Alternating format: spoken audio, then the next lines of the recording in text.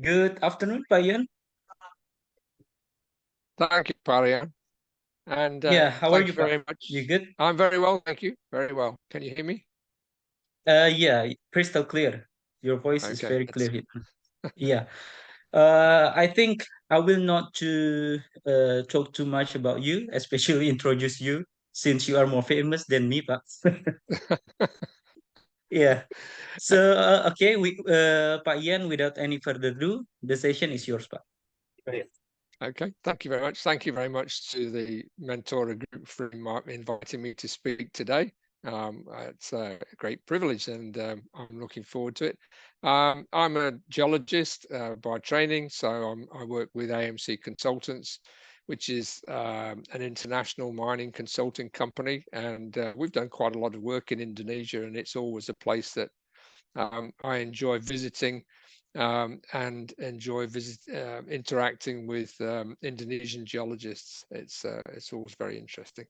I became interested in bulk density 30 years ago, and at that time, very little work was done on mining projects concerning bulk density. So very few samples were taken, and in many cases, the methods that were used to measure the bulk density were not very good or not appropriate, shall we say.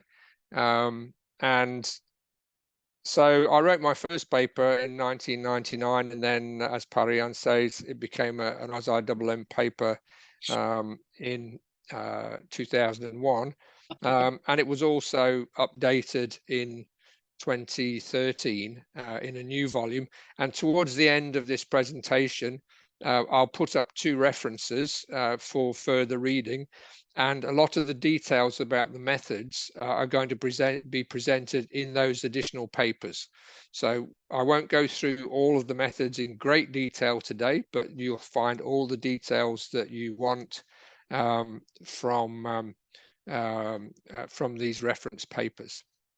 So on this first page, for those who joined very early, the picture is perhaps a little strange, and this relates to a puzzle that you can ask people, and the puzzle is, which is the heavier, 1 kilogram of iron or 1 kilogram of feathers?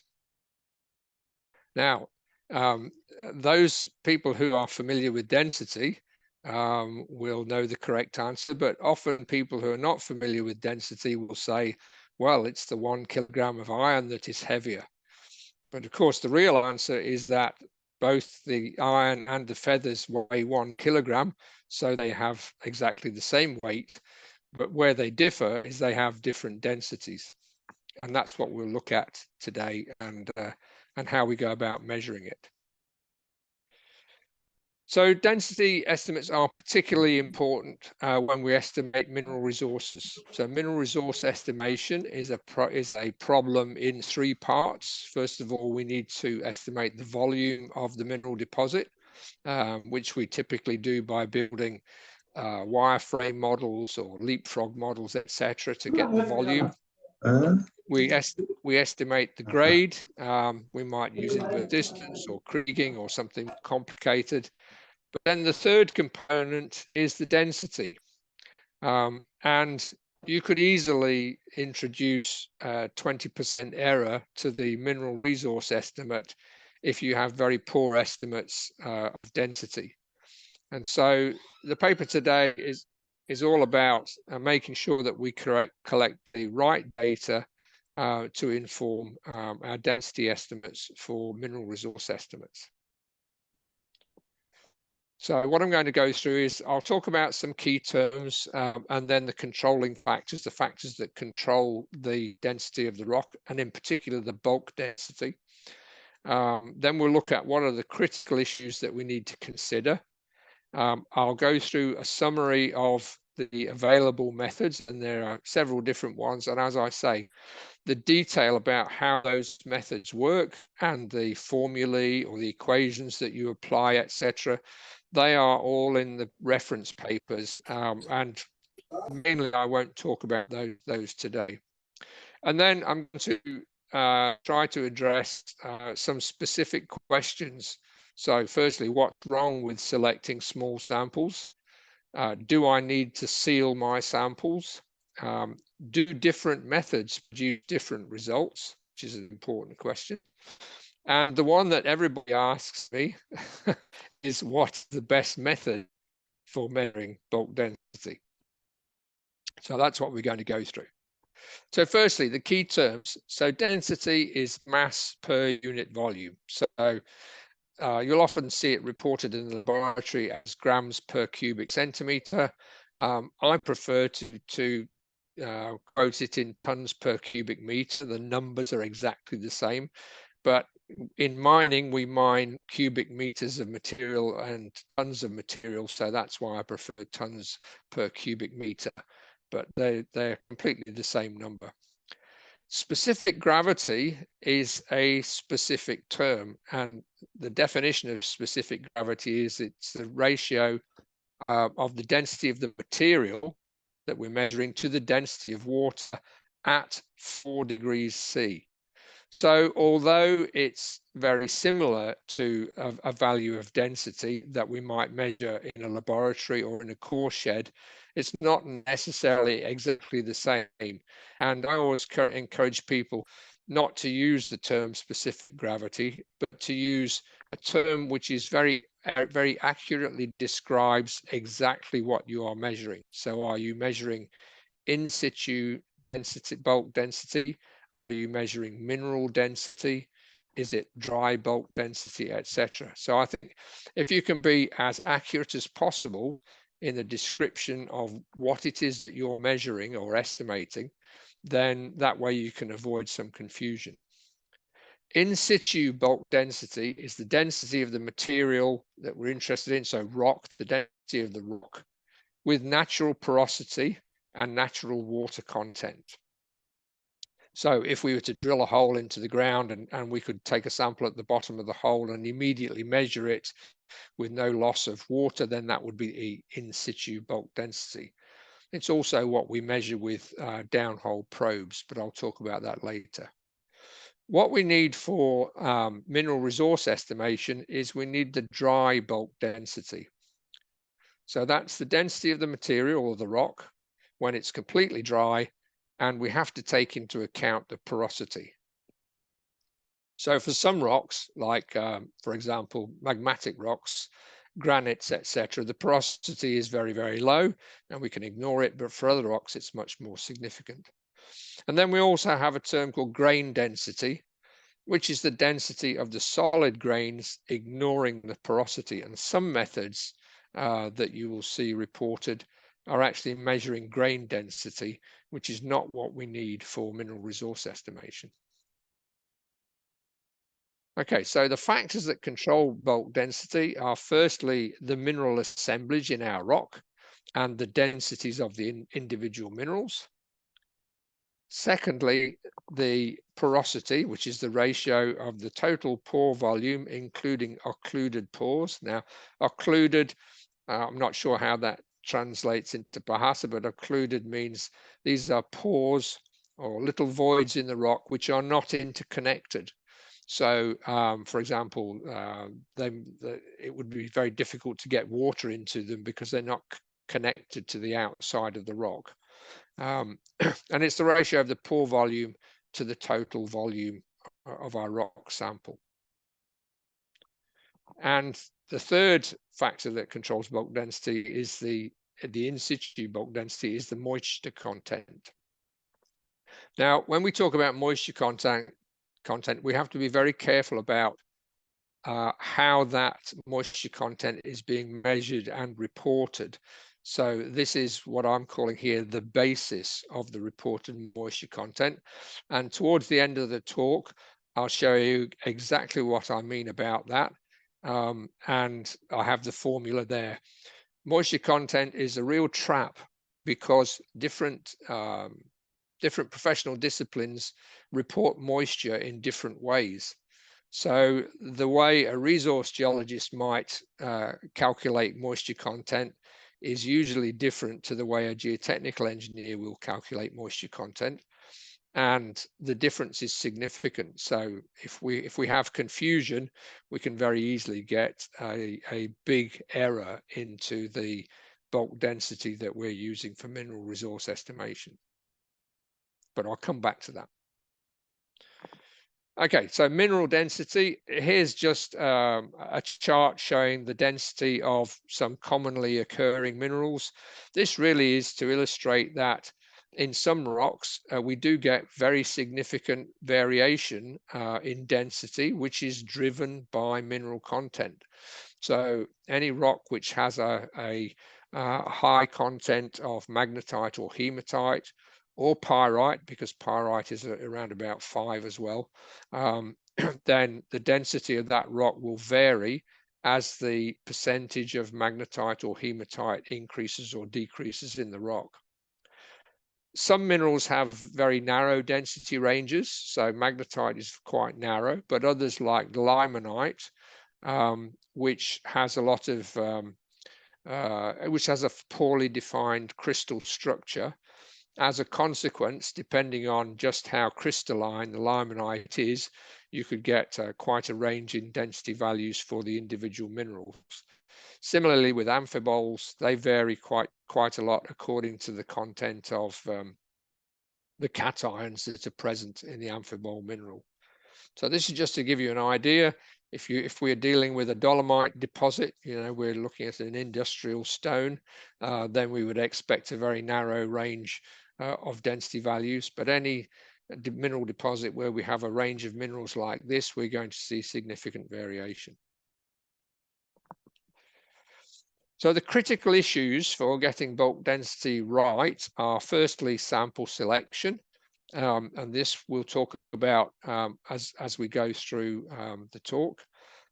Secondly, the physical characteristics of the samples, the material that we have to work with, because the physical characteristics determine which methods are technically feasible and which are not. So some methods, so for example, if we have very weak core, then some of the methods of measuring the core are not going to be practical or not going to give us the correct answers. Measurement method, we have a choice there. There are lots of different methods. We can probably break them down to 4 or 5 basic ones, but they have some variations as well. And I'll talk about those. And again, the details of each of those methods is presented in the reference papers. Quality control and quality assurance, as in everything that we do for mineral resource estimation, making sure that the methods are being carried out correctly, and then having in place some checks to ensure that the data that is being produced is valid is an important thing to do. In density, it's often a case of testing a portion of the samples by 2 methods so that we can use the second method just to confirm the first results of the first one. And then modeling the data.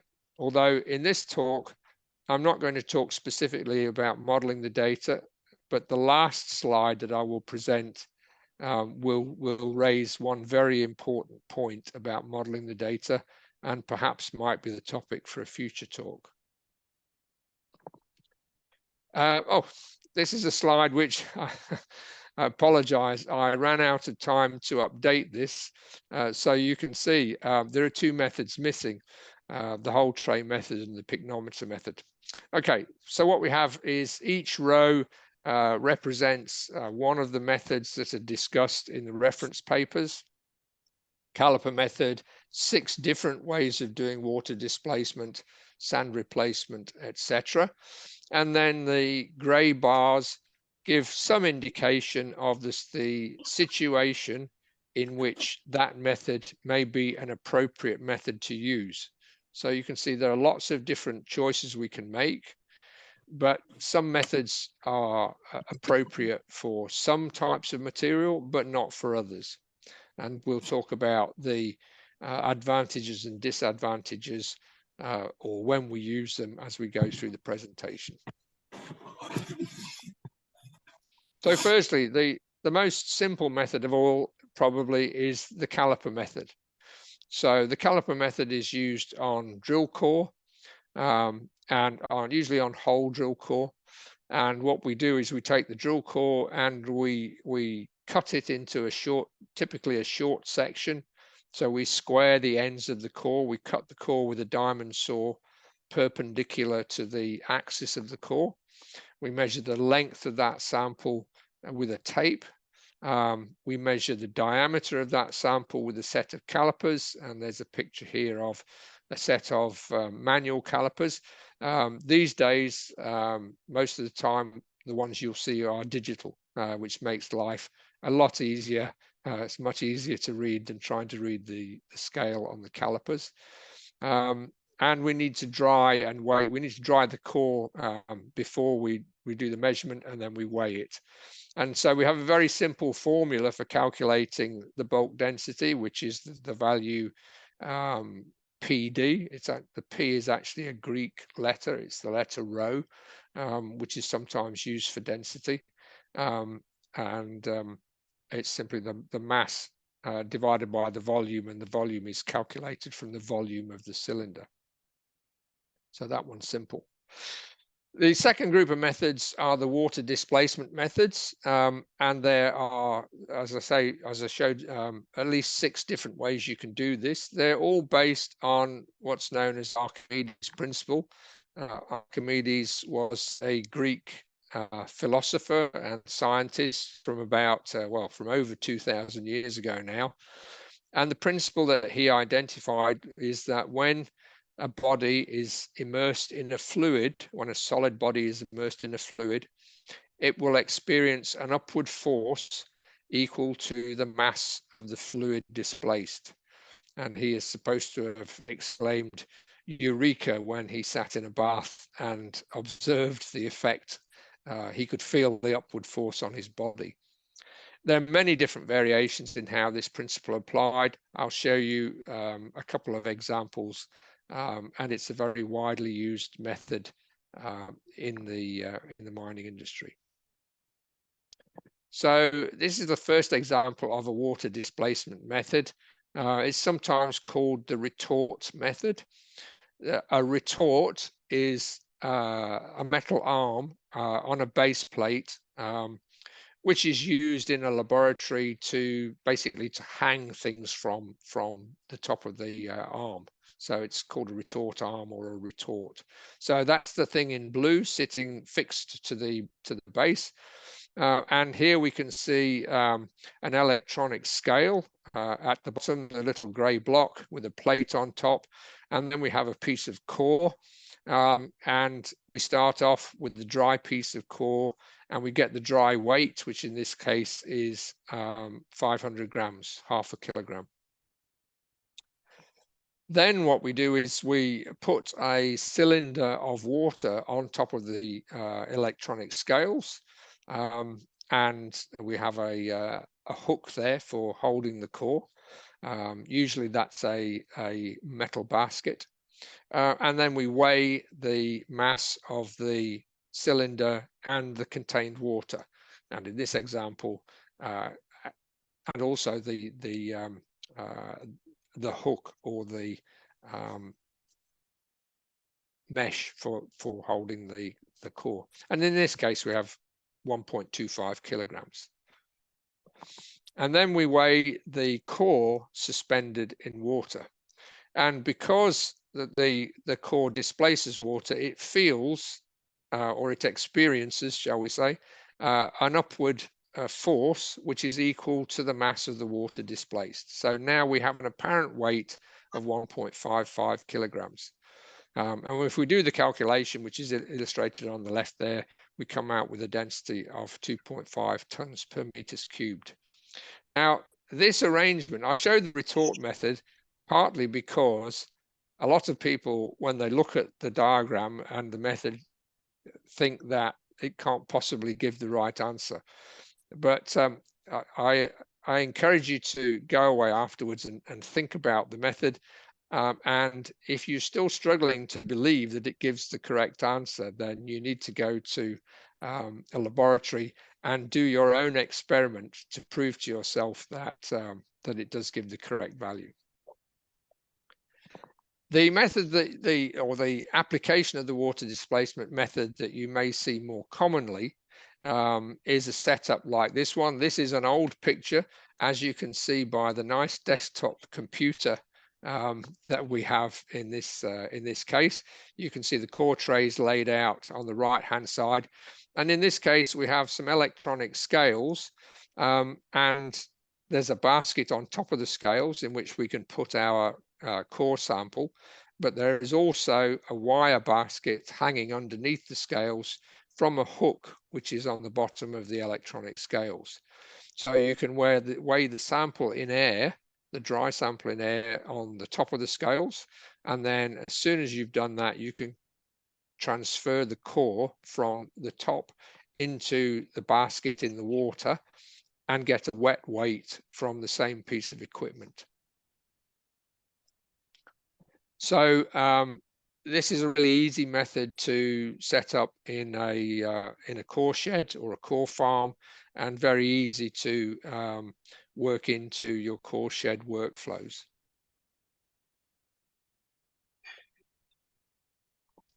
So water displacement methods are good for irregularly shaped samples. So if we were in a mine and we had some rock that we blasted from a mine face, for example, and for some reason we wanted to know the bulk density of that material. Maybe it was some material that a rock type that we hadn't encountered during our drilling. Then the water displacement method is very good for that. You can use irregularly shaped samples. They're also good because the equipment is simple and it's very easy to get hold of, so it's readily available. Simple electronic scales. If the cores are competent, so if we have nice hard sticks of core and the core doesn't absorb water quickly, which would be the case for many of the mineral deposits that we work with, have core that would meet that description. In that circumstance, we can actually measure the whole assay sample before it goes for assay. So in this picture, if we had 1 meter of half core, which we had just cut and were getting ready to put in a sample bag to send to the assay laboratory, we could put the half meter of pieces of core in that top container on top of the scales, get the dry weight, then transfer the half meter of core into the basket in the water and get the weight in water. And then we could put the pieces of core into a cloth bag or calico bag or plastic bag and send it for assay. So it's a very easy method to introduce into core shed workflow, and that would mean that you could get the bulk density of every sample that you send for assay for very little cost. Now, the things that make life difficult with water displacement methods are that some rock types may disintegrate in water, and this is particularly a problem in the weathered zone for many mineral deposits, where the material can be quite unstable in water, or in mineral deposits that have a lot of hydrothermal alteration and have a lot of clay minerals. They can be a problem because either they disintegrate or they absorb water once they're immersed. So we have to choose carefully when we choose the method. Another problem is that if you have a rock or piece of core which has large pores or vugs, large voids typically related to the mineralization, these are often lined with or partly lined with crystals, for example, then what we need is those voids to actually displace water. We need to know the volume of the cylinder And of course, the water moves into those coarse pores and bugs. And so we get an error in the correct estimation of the volume of the core. So we have to be careful in that circumstance. One of the solutions that is sometimes put forward when we have coarse pores and vugs is to wax, to cover the sample in wax before we make our measurements using a water displacement measurement. And it is effective in dealing with the pores and the vugs, but it's very time consuming and can be quite impractical to use on a large scale. So in the circumstance that we get very weak core in the oxide zone or in the highly altered clay-rich material, how can we deal with that? Well, this is an example of that kind of material. This is actually a manganese deposit. And we can see that we can interpret from the photograph that the core recovery doesn't look too bad. We can see that the pieces of core join up from one piece to the next. But clearly, none of this material can be used, or most of this material cannot be used for a water displacement method because it will fall apart, it will disintegrate when we put it out of the core tray, and certainly disintegrate in the water. So this is a significant problem in highly oxidized mineral deposits, which is one of this case, and also some highly altered mineral deposits. There is a solution. This is not widely used, but it has been used successfully on several projects. And this is to actually measure the density of the whole tray of core. And in the photograph, we can see a tray of PQ core. So we've only got it's 3 meters, it's 1 meter long, and there are only 3 meters in the core tray. And it's sitting on a larger electronic scale. So you can see the mass of this tray is 35 kilograms. To execute the whole tray method, you need to have you really need to have core trays that are all identical. So this method is much easier to use if you have plastic or aluminium core trays, because typically every aluminium core tray, if you buy 1,000 aluminium core trays from a supplier, typically they will all be essentially the same weight, and that makes the whole process much easier. So the basic method is that you weigh an empty core tray, and you also weigh the depth markers, the core depth markers. We can see there are 2 core depth markers in this picture. And that allows you to take the weight of the tray into account. You reassemble the core. So if the core has moved a little bit in the tray, you push it all back together again, as close as possible to its natural state, and then you measure the length of core that was recovered or that is in that tray, and then you check the diameter of the core with calipers. So often what happens is in highly weathered or highly altered material, the core diameter is often a little bit smaller than it's designed to be, because you get a bit of extra abrasion of the core, of the outside of the core during the drilling process. So typically we would take multiple measurements to confirm the core diameter. We might take 6 measurements of diameter using calipers in this tray. And then it's a very simple calculation, because it's essentially the same calculation as we use in the caliper method. And for some deposits or some parts of deposits, this can be the only feasible way of measuring the bulk density. It can easily be incorporated into a core shed workflow.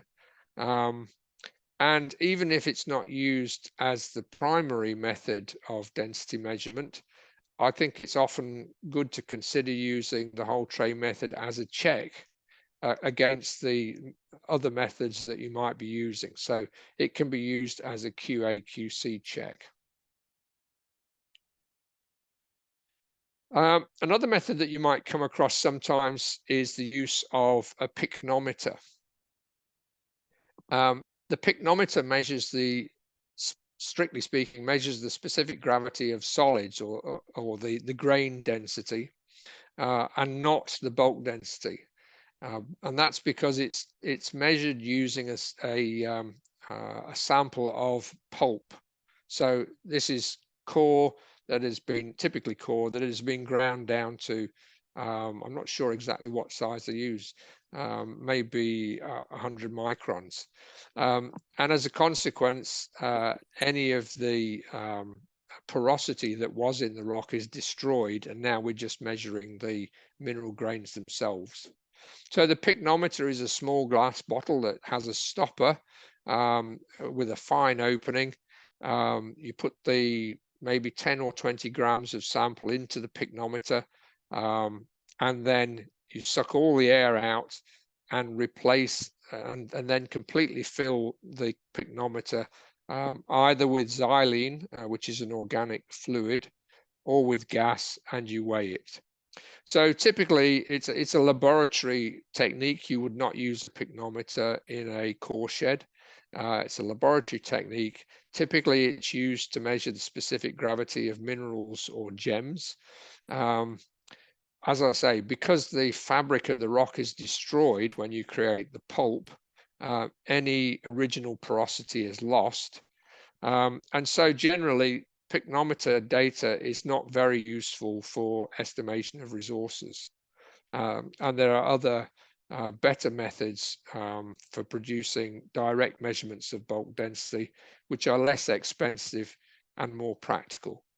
Another obvious problem with the pycnometer method is the size of the sample that you're measuring. So if you're measuring the density of 10 grams of pulp, how representative is that going to be of your 10 million ton deposit?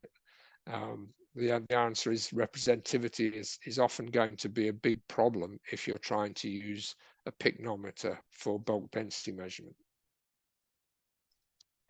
Another slightly unusual method is the sand replacement method. It was developed for soils engineering, so it's specifically designed for very weak materials. It's not really designed for rock at all. It's designed for soils, not rock. There is a detailed procedure which is summarized in one of the reference papers. To use the sand replacement method, you should use special sand in which all the sand grains are essentially the same size. So you don't want a sand which ranges from silt through to coarse sand. You want a medium sand where all the grains are a very similar size. And you need some special equipment to pour the sand through it into a cone and into the hole. And I'll show you a picture of that. So this is what the equipment looks like. On the left-hand side, well, I should explain. First of all, you dig a hole in the ground using the template on the top right-hand side of this diagram. So it has a circle in the middle, and that's where you aim to dig your hole. And you dig your hole, and then with the equipment on the left-hand side of the ground of the slide, you have a container of maybe 5 liters, which is filled with this special sand, all of the same grain size, and you measure that as you pour it into the hole through the funnel and cone arrangement. The reason for the special equipment is because you want to get the sand into the hole without packing it. You want it just to go into the hole under gravity and nothing else, which means that your results would be repeatable. If you poured it in by hand and then maybe pushed it down a little bit, you would actually get different density of loose sand in the hole, and that would introduce error to the method. This equipment is quite widely available. If geotechnical engineers or shops that supply geotechnical equipment will have this sort of equipment. So it's simple. It's very good for some materials such as sands and clays where you don't get core. You can use it on bauxite and nickel laterite deposits. That has its limitations, but it might be a method to use in some circumstances. You require a flat, exposed in situ surface. So it's not going to be good for resource estimation ahead of production. This is a method that you might use in a very shallow mine where you have exposure of rock and you can actually measure it using this method. So it's rarely applicable prior to mining, but perhaps useful as a check on other methods. We also have geophysical logging. This is can be a very good way of measuring in situ bulk density. You have a geophysical probe, which is illustrated here, which is lowered down a drill hole on a cable. Typically, the probe has several different tools. So often you have a combined density tool, a caliper, which is illustrated here, and often a natural gamma detector. So at the bottom of the tool, we have a gamma source, which is often an isotope of cesium, and above that, a gamma detector. And what happens is the gamma source emits gamma rays which go into the rock adjacent to the borehole, and then the nucleus of the elements in the rock reflect some of those gamma rays back into the borehole, and it's the reflected rays that are detected by the gamma detector. And so the amount of gamma rays which are reflected is proportional to the density of the rock. The natural gamma detector allows us to distinguish between natural gamma emitting materials and the ones which are generated from the gamma source. So this is an example of the kind of output that you get from this. So on the left, first of all, on the left-hand side, we have the natural gamma response, and you can see that there are several peaks there, which means that the drill hole has passed through rocks which have some isotopes which are actually emitting gamma rays, and often that's potassium. So one of the uses of this in the iron ore industry is to identify shale bands because the shaly minerals have got potassium, and that gives a natural gamma response. The second trace is the caliper trace, and you can see that's quite flat mainly, and that means that the hole is quite smooth, but you can see that there's a spike in the gamma, in the caliper towards the bottom of the trace, and that means that there is a void in the drill hole. So the drill hole wall has collapsed at that point, and that tells us that our measurement of density at that point will be incorrect, because the density measurement requires the tool to be touching the drill hole wall. And on the right hand side there is the density plot, which is automatically calculated by the instrument. And you can see at about 20 meters that we have an incorrect low density because of that void, which is indicated by the caliper plot. So geophysical logging, big advantage of this is that you get a large volume of almost continuous data. You get additional information such as rock type, as we've seen. It can be very cost effective.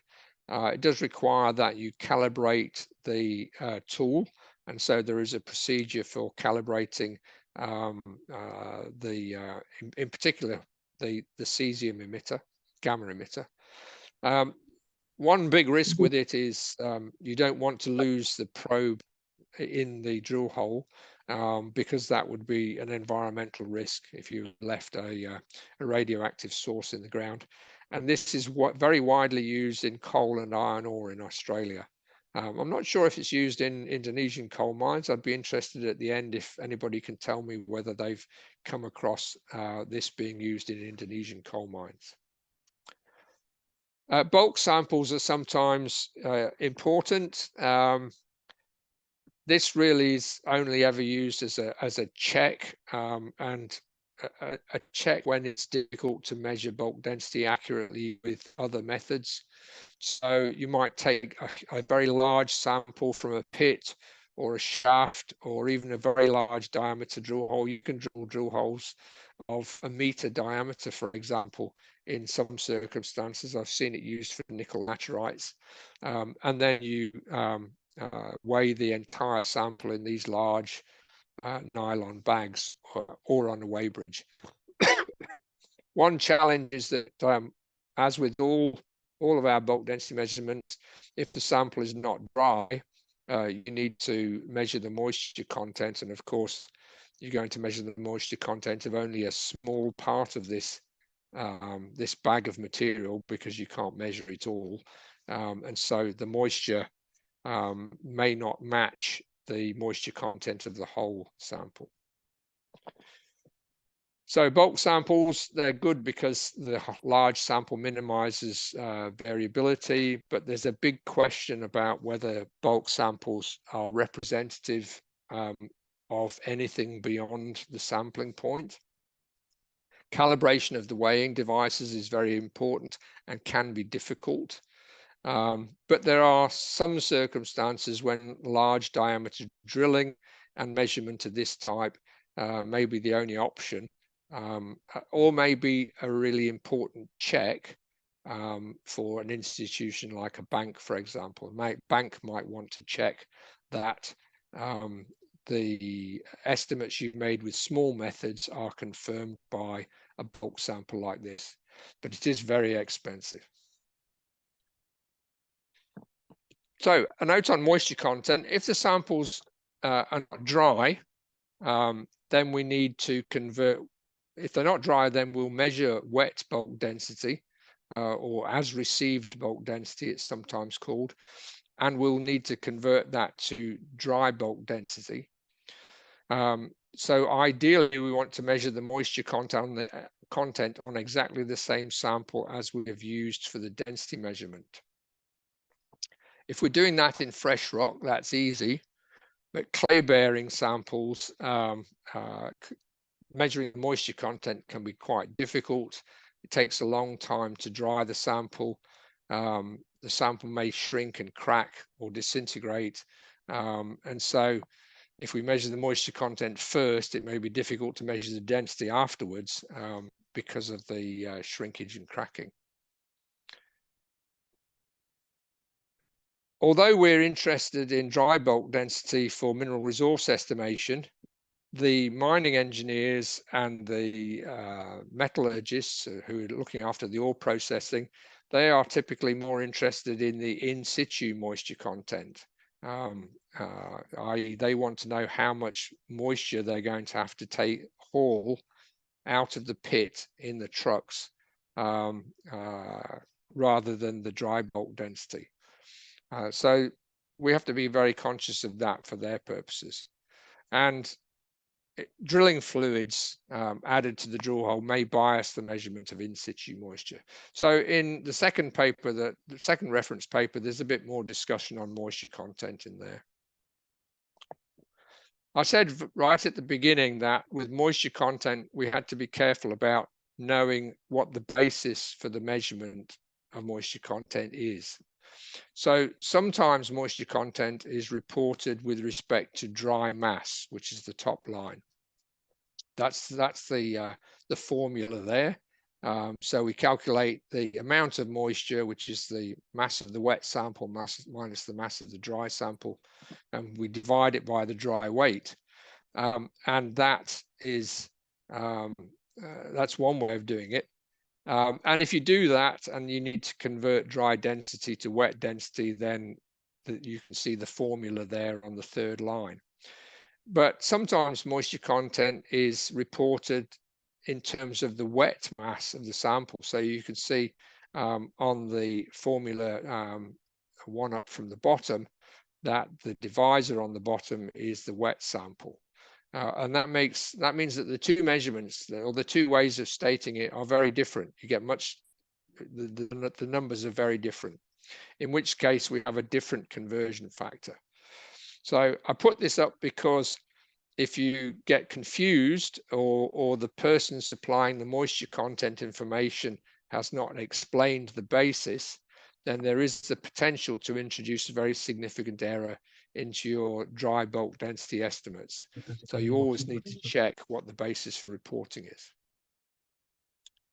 Okay, so I want to go on to some of the questions that are posed at the beginning. So firstly, what's wrong with selecting small samples? So the golden rule of all sampling, which you would be familiar with from your sampling theory, and I think you had a talk on sampling theory earlier, is that every particle in the interval that we're interested in should have an equal probability of selection.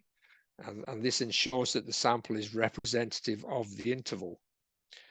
So if we have a 2-meter assay interval and we only take a 10 to 15 centimeter sample for bulk density measurement, we run the risk that we introduce bias into the bulk density estimate because we're not going to have equal probability of selection.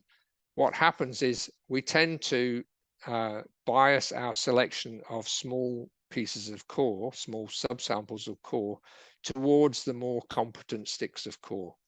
If we have a tray of, say, 5 meters of core, and most of the tray is in little pieces, and there's one nice big stick of 15 centimeters of core, then that will be the piece of core that we select.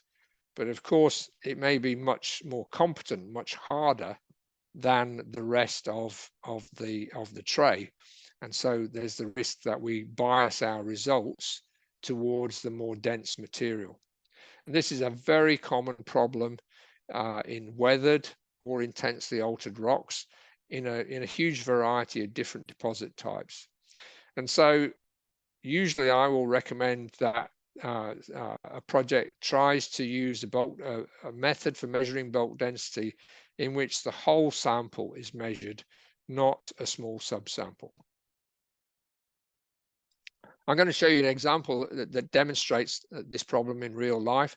This is from the Marlborough nickel laterite deposit in Australia, and we conducted an experiment with 76 1-meter intervals of HQ sized core, and we measured the bulk density of the core by 2 methods. Firstly, we used the caliper method on the complete 1-meter lengths. And then secondly, we took a small subsample of core, between about 10 and 20 centimeters, and then we measured the density of that piece of core using a water displacement method. Now, because this is very absorbent material, we needed to use a variation of the method that sealed them with wax, which is what we did. And then on the next slide, we'll see the results. So on the horizontal axis, we have the dry bulk density as measured from the continuous core samples. So these are dry bulk density measurements on 1-meter intervals of core. And on the vertical axis, we have the dry bulk density measured on the subsamples of 10 to 20 centimeters. And we can see straight away that there's a horrible bias. There are 2 biases here. Firstly, there's a conditional bias. So we can see that the range of values in the vertical direction is wider than the range of values in the horizontal direction. And that's kind of what we expect, because it's like the volume variance effect that we see in mineral resource estimation when we're looking at assay samples. But we also see in this case that there is a significant absolute bias. So on average, and in virtually every case, the short subsample, the 10 to 20 centimeter measurement, is significantly higher than the measurement from the entire 1-meter interval. And this is due to the short measurement being based on more competent materials, because that's the material that you can lift from the tray and place in water. Second question, do I need to seal my subsamples? So yes, if you're using a water displacement method, many rocks are porous and or may have large cavities, and you need to take that into account. And so you may need to seal the sample if you're going to use a water displacement method. And there are a couple of there are two options here, which are again explained in the papers. Firstly, to seal the sample to prevent water filling the voids. And secondly, there are methods where you actually allow the sample to become saturated and then make an adjustment for the water content.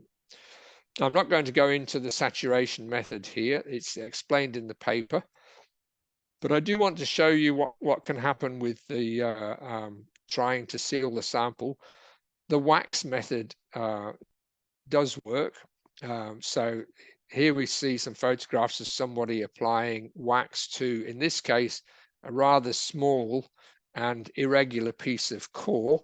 So you can see on the left-hand side, we have melted wax in the bowl, and the laboratory assistant is using a pair of tongs to coat the sample. And then on the right-hand side, now that the sample has been sealed, we can use the water displacement method and put it into the water. But you can imagine looking at this, that it's a very slow process. And if you were trying to measure big samples or hundreds of samples per day, this is generally not feasible. Another method which has been proposed for some projects and used for some projects is to wrap the core in plastic food wrap. So this is the sort of food wrap that you buy in the supermarket or the shop and you use to wrap food. It's a very risky, high risk method. So on the right hand side, we can see the results from some samples which were wrapped with food wrap before using the water displacement method. They're in time sequence. The ones on the left in blue, the samples were not sealed. We were using a method which allowed the samples to be saturated. And then halfway through the program, the method was changed and food wrap was introduced as a method of trying to seal the samples. And as you can see, as soon as the food wrap was introduced, we have a significant error introduced into the bulk density measurement. So the basic problem with food wrap is that you get trapped air. Inevitably, you get trapped air underneath the food wrap, and that causes bias in the results. So my personal recommendation is that you don't use food wrap. I think it's a very poor method, and the errors can be very substantial. Do different methods produce different results? The simple answer is no. The laws of physics don't change. So if you're using a valid method and you're applying it correctly, and the assumptions you're making, such as the core is not porous, are valid, then different methods applied to the same sample will produce the same results. Of course, you will have small random errors in each result, but if you do a test of method A against method B and you've done them both correctly, then you will get the same results. If you don't get the same results, that's an indication that one method, or possibly both, is not being correctly applied. This is an example from another paper. This is not one of my papers, but it's a nice example. So we have 3 samples here. So the results are in 3 groups. The top group is an oxidized peroxenite, for which they have density measurements by 3 different methods. The methods are listed on the left-hand side. And we can see that all 3 methods produce a value of about 2.5. And the differences between the methods are just experimental error. They're not systematic problems with the method. The second group of 5 samples are from competent peroxenites. So you'll see that we have 5 results there, and they're all around about 3.3. The biggest difference was 3%. And then at the bottom, which coincidentally, the biggest difference was when they used cling wrap, and that's where they got the biggest error. And then at the bottom, we have another rock type. It's actually a chromatite, and they used 2 different methods and got essentially identical answers from both methods. So this just illustrates the point that I'm making, which is if you do the test properly, you'll get the same results. So what is the best method? This is the question that everybody asks me. They come up to the end of conferences and ask me at the end of the paper, what's the best method? There's no simple answer. So my preference is that you should measure continuous core rather than subsamples to avoid the risk of bias towards more competent, more dense parts of the rock. Unless, of course, the rock is very homogeneous. But in many deposits, because of oxidation and because of alteration, the rocks are not homogeneous. So there is always a risk with subsampling. The best method will be very specific to the geology of the deposit. Things like, is your rock porous or not porous? Is it highly fractured? How does it behave if you immerse it in water? And also, to some degree, the practicalities of your project, the individual situation for your project, what type of scales are available, how many meters a day are you drilling, and how many meters per day can you handle. And I always recommend that you try a second method as QA/QC for the results of your preferred method. QA/QC should include detailed documentation. You should include recording things like the time underwater if you're using water displacement method and the water temperature. You should test the methods before you use them. You need to regularly calibrate things like the scales, for example. They do drift. You need to make sure that the people doing the procedure are checking that the scales are balanced, are level every day, and have some sort of daily checks using standard reference samples. So a standard reference sample could be something as simple as a container which has exactly 1 liter of water in it. You know exactly what that should weigh on the scales. And it's a good idea to repeat 1 or 2 of the measurements at the end of the day on the same sample, just to make sure that at the end of the day you got the same result as the beginning of the day. You can also use duplicate measurements made by independent laboratories, but really that's an expensive and very slow exercise. And I think if your own internal checks are, your own internal QA/QC is well designed, going to independent laboratories is probably unnecessary. And good practice is also to get an independent audit of your processes from time to time, just to get an external view on how things are being executed. So the conclusions are bulk density is very important for mineral resource estimation. So when you measure it, do it and do it well. Choose wisely from the range of methods that are available. Make sure you have some sort of quality control, quality assurance in place, and we've talked about some of the things there. Sample representativity is absolutely critical, so be very cautious about using methods that use subsamples and the risk of having an unrepresentative sample. Measure enough samples to model the variations in density that materially affect the resource estimates. If you're estimating the resource for a granite deposit, perhaps for a quarry, then you'll probably find very quickly that the variation in density from one part of the quarry to another part is very, very small. That means you don't need to do very many density estimates. There's no point doing 1,000 density estimates if your density doesn't vary. But of course, in deposits that are highly altered, you will need a lot of density estimates in order to get good local estimates of density. The JORC code and the Indonesian code are now quite specific. They expect that you will measure density properly and you'll document it, etc. So it has become, since the first paper I wrote, it's become an important recognized factor in things like the JORC code and the Indonesian code.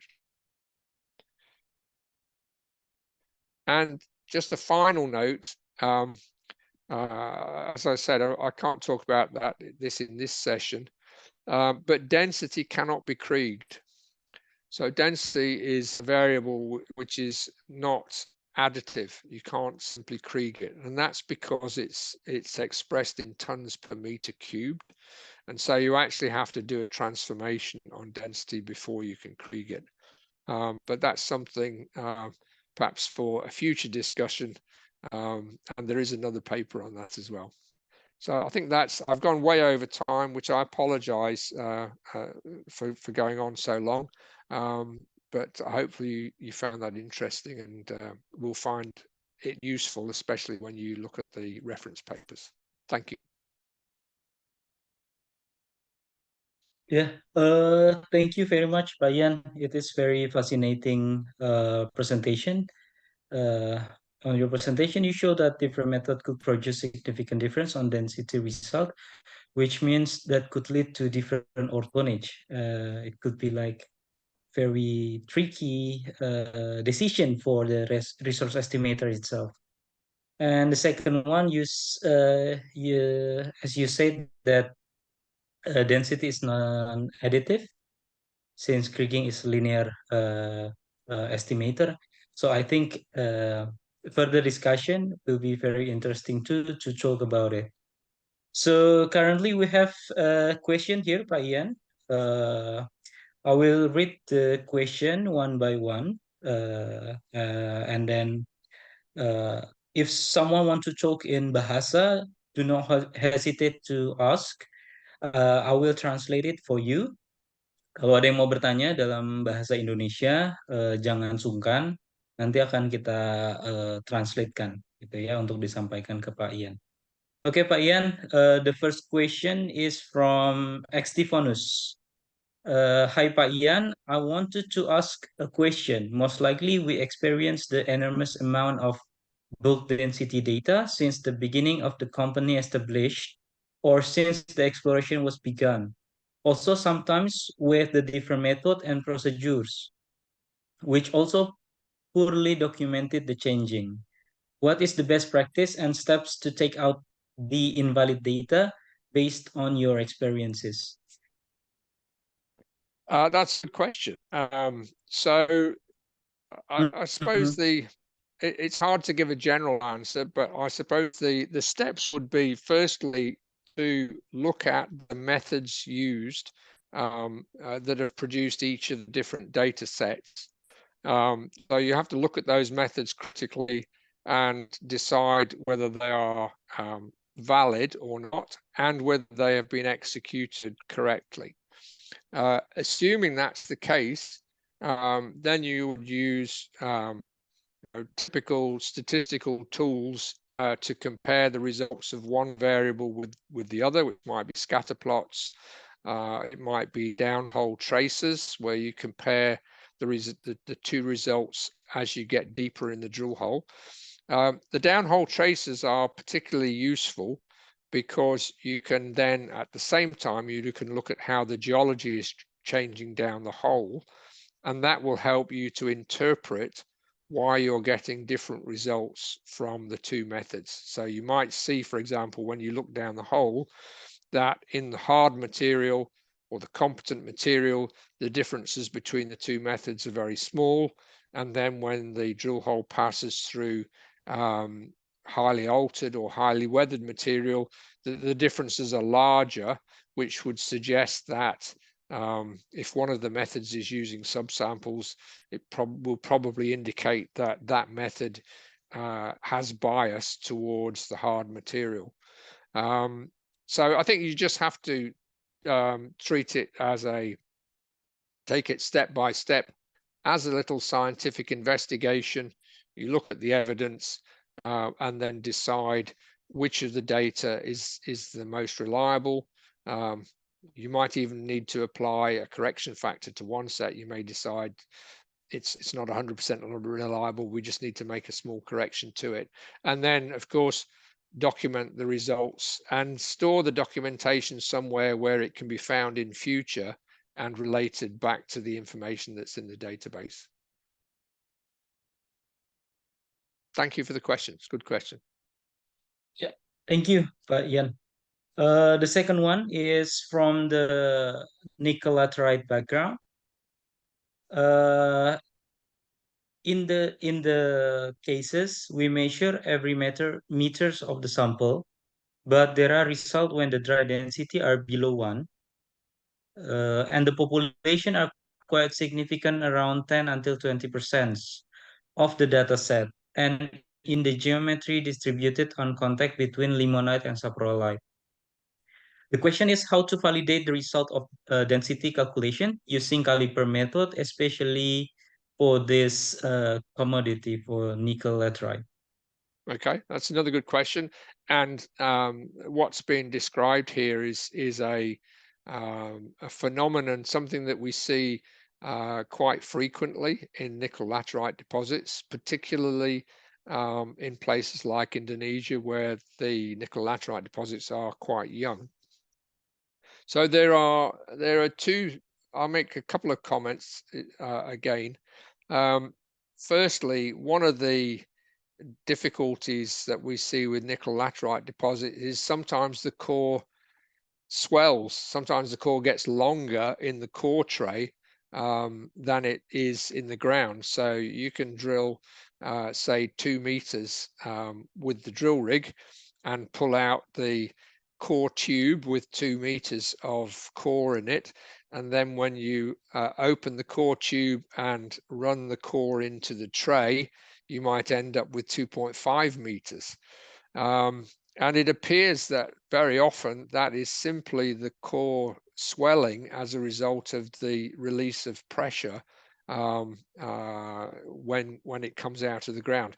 And that's because in the center of the nickel laterite deposits, the porosity is very, very high, and the structure of the rock is very, very weak. And this is a consequence of the way the nickel laterite deposits are formed, which is by removal of most of the rock in solution. So things like the magnesium and the iron are removed out of the ultramafic rock, and they leave behind very high porosity. So that's one problem that has to be dealt with. The second problem, or the second comment I'll make, is that yes, it is perfectly possible to get dry density values below 1, which of course we might think initially, well, that must be wrong because that means the sample would float. But it is, these are real results, and they reflect this very, very low, very high porosity, and hence very low density, particularly when you calculate it on a dry basis. So these things are not necessarily indications of error. They could be 100% correct, but you do need to make sure that you document in good detail how the core is drilled, what the core looks like when it's removed from the drill hole, and in particular how you reconcile or confirm the depth of the drill hole and compare that to the length of the drill core, so that if there is a swelling problem, that is included in the documentation.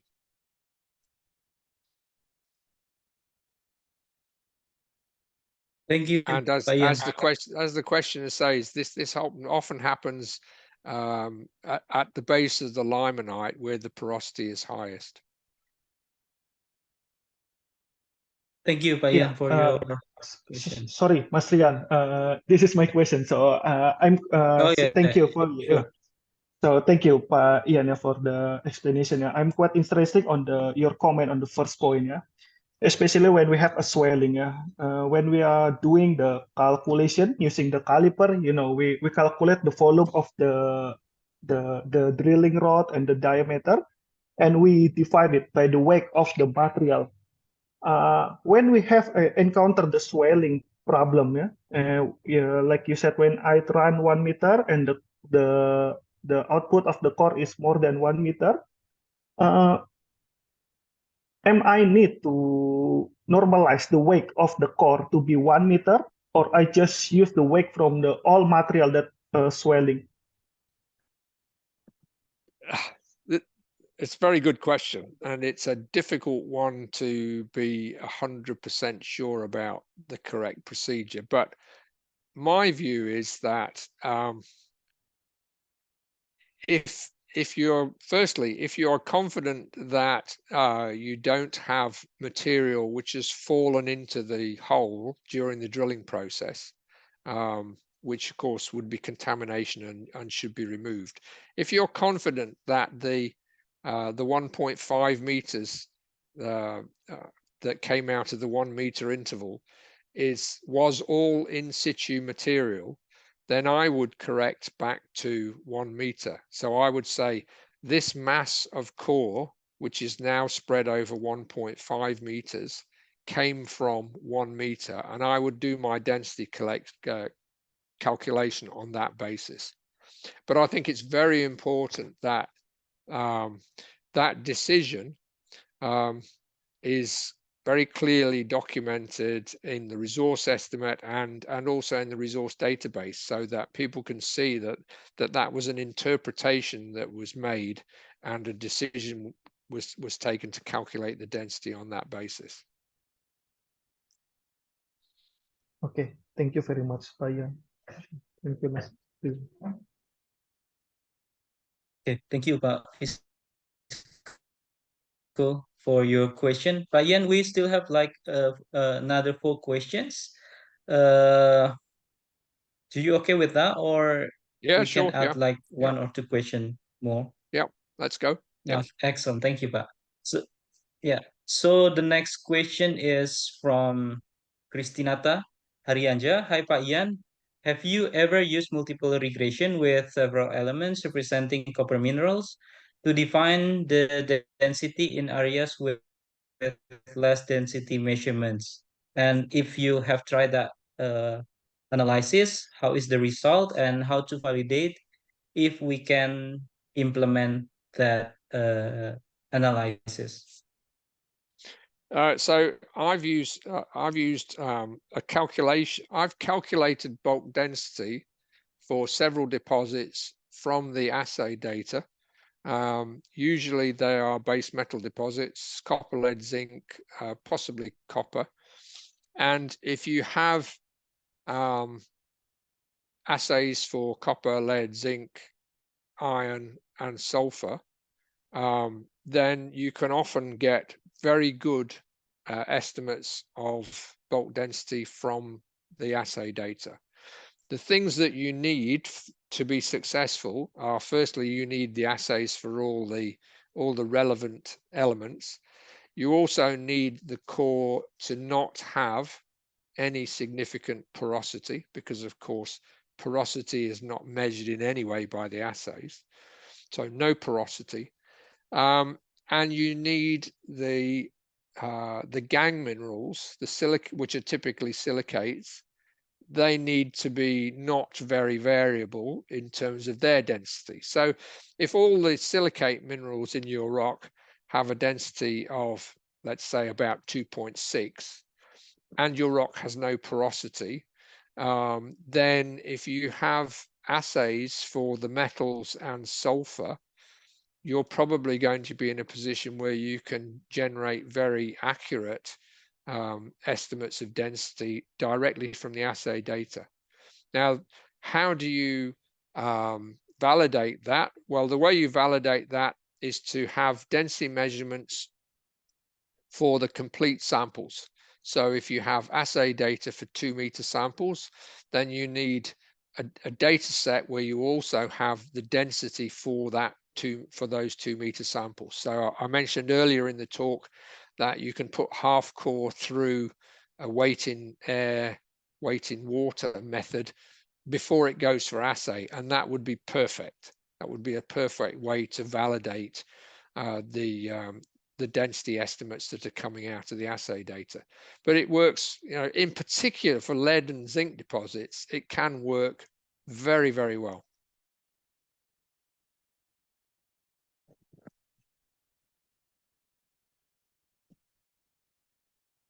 Okay, thank you, Pak Ian. You're welcome. Okay, thank you for your question, Christine. The next one, Pak Ian. Hi, Pak Ian. Do we need to put the subsample on the oven before we take a density measurement in case to minimize the weight of water content? It's like reducing the moisture.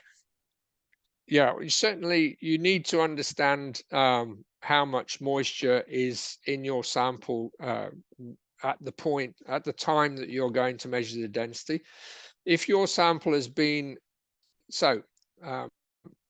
often we drill the holes, and often it may be several days before we actually process the core, and often for several days the core may be in a core shed under cover in warm conditions, and so very often the core can be quite dry by the time we come to make our density measurement. But you should do a test with by taking some small pieces of core, weighing them, putting them in an oven for maybe 12 hours, and every 4 hours you take them out of the oven and re-weigh them, and then you'll get a better understanding of how much moisture is in the core, and how much moisture is lost as you continue to warm them in the oven. If your core is, a lot of core will have maybe only 1% moisture after a few days in a core shed out of the rain, because it just dries out, and it had low moisture content in the first place. Other deposits may take a very long time to dry, or may not dry at all, and you might need to consider other methods which are detailed in the papers, such as the saturation method in those circumstances.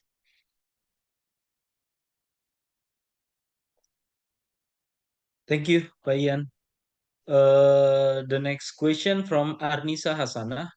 Hi, Pak Ian. I want to ask you regarding the bulk density measurement for RC drilling sample. So based on your experience, what's the best method among your method that you've presented before to get bulk density from RC sample? Thank you. Okay, so with an RC sample, you already have chips. The rock has already been crushed, and so we have a powder now, or small chips. We don't know whether there was any porosity in the rock anymore, because we can't observe that in the chips. So your only method really is then to use a pycnometer. So you would send the samples to a commercial laboratory and ask them to do density measurements by pycnometer. But you will still at some point need to check that that there is no porosity. So at some point you will need core holes to show that you don't have any porosity problems. Thank you, Pak Ian. And I'm sorry, I just want to caution that if you're Okay. using a pycnometer, it takes a very, very small sample. So you're still going to have to answer the question, is the 10 grams that I'm going to measure now, what does that represent? Is that representative of a 2 meter RC sample? So you need to think very hard about the geology and sample representativity.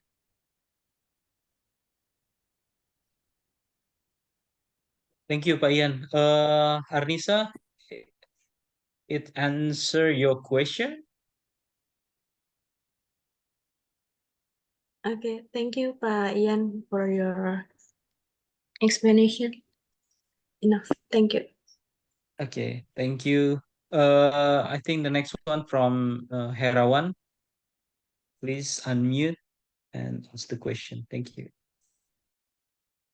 Okay, thank you very much, Ian, for your presentation. I just curious with something. I'm sorry if I missed something in your presentation, but my question, if we have like historical data, maybe bulk density measurement, and then after something, the company acquisition maybe, and then the new company doing the for the density measurement is SD measurement.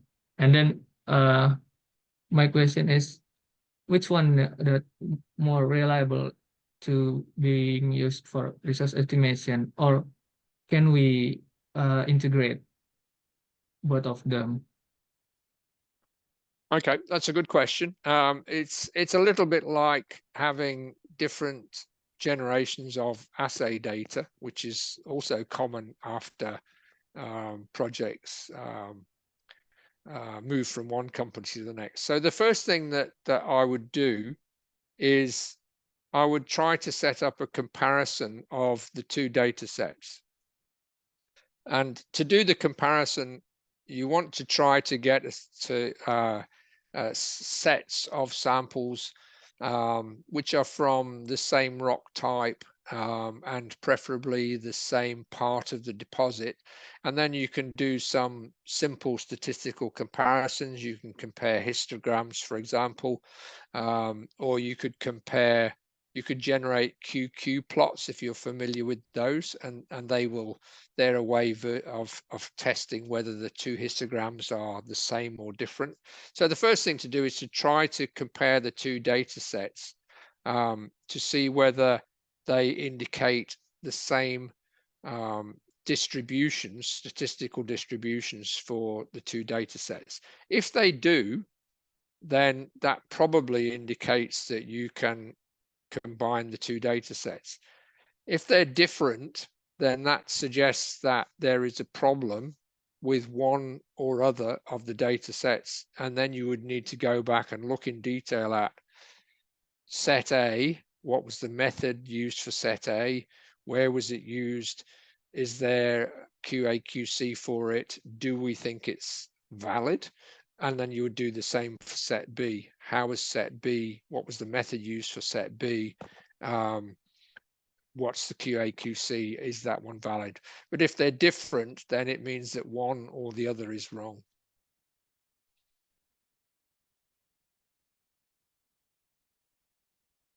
Thank you. Thank you, very Pak much. Ian. So it means that as long as there is proof that the data is similar, it can be used. But if I mean through the statistical analysis, it's different distribution, something like that. So it's prefer to use one instead using both, something like that, Pak Ian? Correct, but you should try to work out which one is the correct one, and that means looking at the method that was used and thinking about how well that method will work with the geology that you have in the deposit. Thank you, Pak Ian. I think this is our last question. Question from Agung and Andre is pretty similar regarding about the best method to be used for the density measurement. The question is similar to what Herawan said, but it's for the solidity of the core. Is it okay if we combine two different methods for the measurement? For example, whole tray method for the broken core, and then water displacement method for the competent or solid core, and then combine the data into one table or one spreadsheet, something like that. Yeah, I think that's that can be valid. So, for example, you might drill through the oxide zone, and the water displacement method may not be a good choice for the oxide zone. So you could use the whole tray method through the oxide zone. And then when you go down into the fresh rock and all the core then is competent, then you could switch to a water displacement method. So there will be circumstances where it's good to combine them in that way. What I would also add is that when you're in the fresh rock, then you do both methods for some of the intervals, just to prove that you get the same result with both. So a bit of QA/QC. Thank you, Pak Ian. Andre, is it clear, the question from Pak Ian for you? Or Agung? Yes. Thank you, Pak Ian, for the answer. I think it's clear. Excellent. Okay. I think this is one additional question, Pak Ian, if you don't mind. If the density cannot be Krigged, what is the best method to be used for the density? Okay, the simple answer is you have to volume weight the density. So you have to, and once you've volume weighted it, sorry, mass weighted it, volume weighted it, volume weighted it, I think. Once you've done that, you then have a variable which you can Krieg. So the reason is because when we Krieg with things like assays, which are grams per ton. So anything that is per ton, we can Krieg. The problem with density is the density is per cubic meter.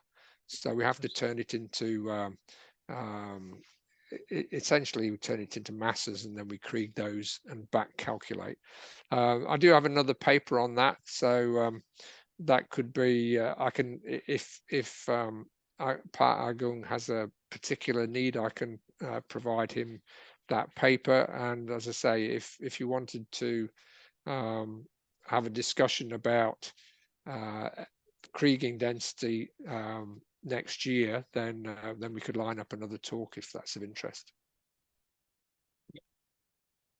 Thank you, Pak Ian. I think plenty of things that need to be discussed, particularly on the density topics, because even for the different method could produce different results, additivity and non-additivity data that need to be Krieg or not, something like that, and then statistical approach to validate density data, plenty of things. But unfortunately, we have limit amount of time. I think the question from Pak Agung is the last one, Pak Ian. I would say thank you. Thank you very much to be able to your willingness to share with us about this topic. Thank you, Pak Ian. You're very welcome. If anyone has any wants to follow up on any of these specific questions, because of course some of my answers are a little general, and there are some specific things about particular projects, you're welcome to send me an email at the address that's on the screen. Excellent, excellent. Yeah, I think our participant need to write your email down, and then can ask the question directly to you, to ilipton@amcconsultants.com. Okay, thank you, Pak Ian, for your time. Have a good holiday. Have a Happy New Year, Pak Ian. Thank you very much. Happy New Year to everybody. Thank you for all your questions and your participation. Yeah, thank you, Pak Ian. Yeah, thank you to our participants as well. Okay, thank you, everyone. Bye. I will close this meeting. Thank you. Bye.